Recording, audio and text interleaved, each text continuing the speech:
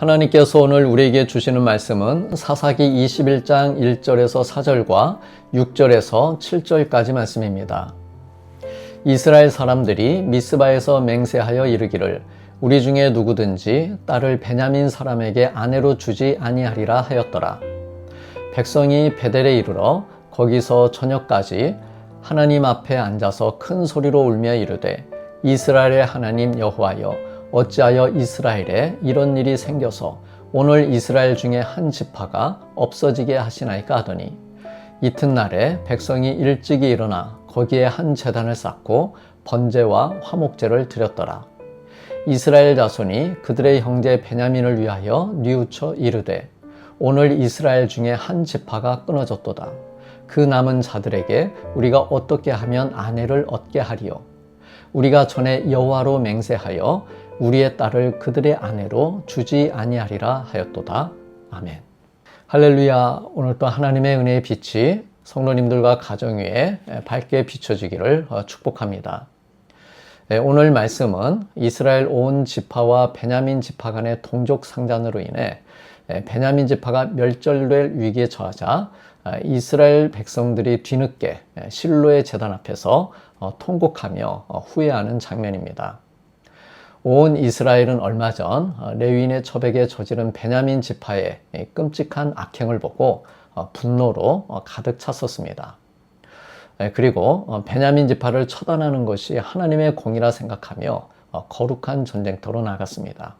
그리고 결국 베냐민 지파를 철저하게 응징했습니다. 그런데 오늘 본문은 이 전쟁이 끝난 직후에 승리감에 도취되어 있어야 할 이스라엘 백성들의 뜻밖의 모습을 보여주고 있습니다.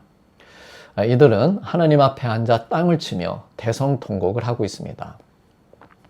그들이 통곡한 이유는 자신들의 나름 의로운 분노가 가져온 결과가 너무나도 끔찍했기 때문입니다. 전쟁을 마치고 정신을 차리고 보니 베냐민 지파의 남자들이 고작 600명만 남고 모두 죽은 것입니다. 한 지파가 영원히 사라질 위기에 처한 것입니다. 더 큰 문제는 전쟁을 시작하기 전에 그들이 성급하게 했던 맹세였습니다. 누구든지 자기들의 딸을 베냐민 사람에게 아내로 주지 않을 것이라고 맹세한 것입니다. 나름대로 단호하고 거룩한 결단이었습니다. 그런데 그 맹세가 이제는 부메랑이 되어 돌아온 것입니다. 베냐민 지파를 살리고 싶어도 자신들이 해놓은 서약 때문에 아무도 딸을 줄 수 없는 외통수에 걸린 것입니다. 자기들 소견에 옳은 대로 칼을 휘두르고 나서 일이 파국으로 치닫자 어찌하여 이런 일이 생겨서 한 지파가 없어지게 되었느냐고 하나님께 책임을 돌리듯 묻고 있습니다. 자기들이 만든 문제인데 이유를 하나님께 묻고 있는 것입니다. 4절에 보면 번제와 화목제를 드렸다고 했는데 이것은 진정한 회개의 제사가 아니었습니다. 자신들이 저지른 실수를 무마해 보려는 종교적인 행위에 불과했습니다. 이것을 뒷받침해 주는 근거가 이어지는 5절에 나옵니다.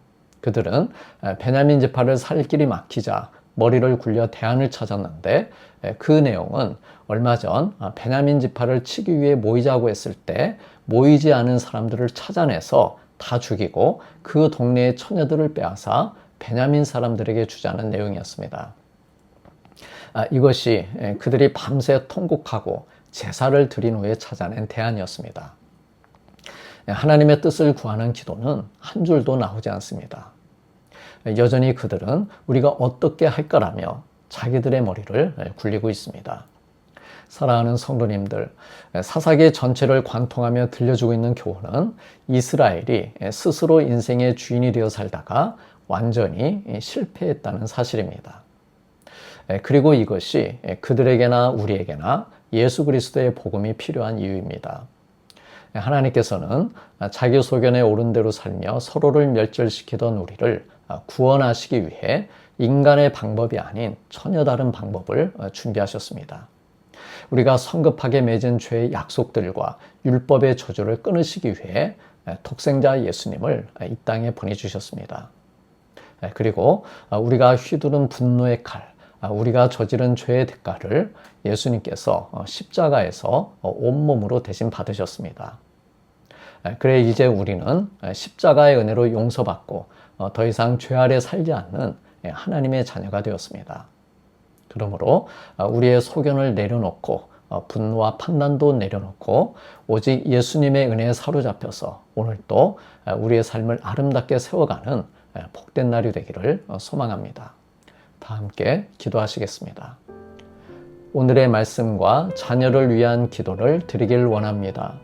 주님, 저의 소견이나 분노나 감정이 저를 지배하지 않게 해주시고 매 순간 하나님의 뜻을 먼저 구하는 삶을 살게 하여 주옵소서.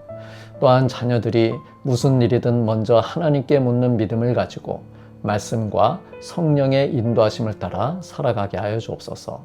예수님의 이름으로 기도드리옵나이다. 아멘.